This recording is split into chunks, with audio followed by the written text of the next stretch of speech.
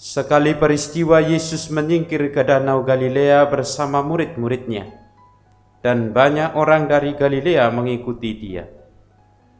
Juga datang dari Judea, dari Yerusalem, Idumea, dari seberang Yordan dan dari Tirus serta Sidon.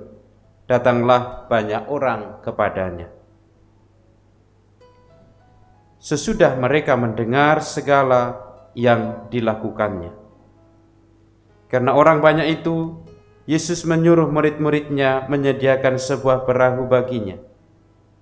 Jangan sampai dia terhimpit oleh mereka. Sebab Yesus menyembuhkan banyak orang, sehingga semua penderita penyakit berdesak-desak ingin dijamah olehnya. Bila mana roh-roh jahat melihat Yesus, mereka jatuh tersungkur di hadapannya dan berteriak, "Engkaulah Anak Allah."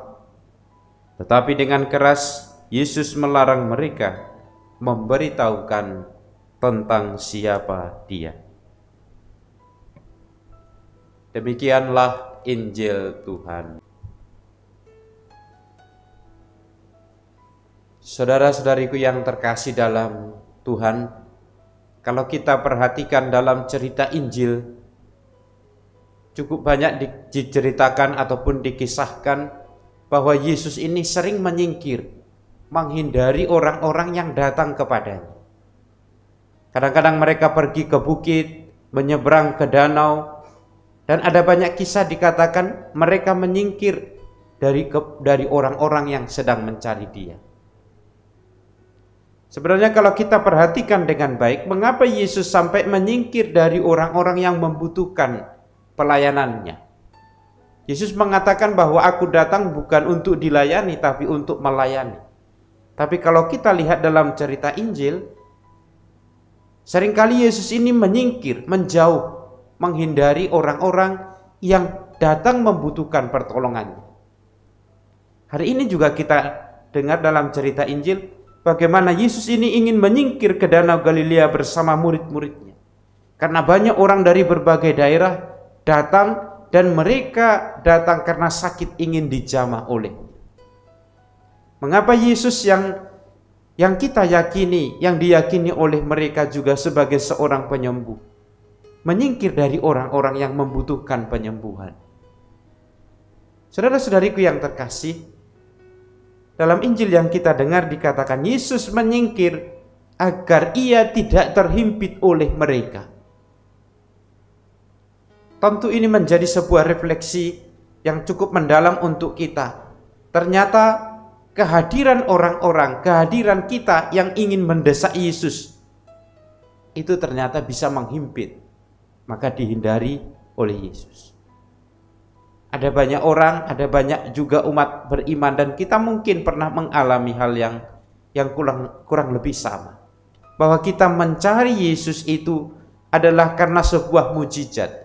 Bukan karena kita ingin tinggal bersamanya, bukan karena kita ingin merindukan Dia, tapi kita merindukan mujizat.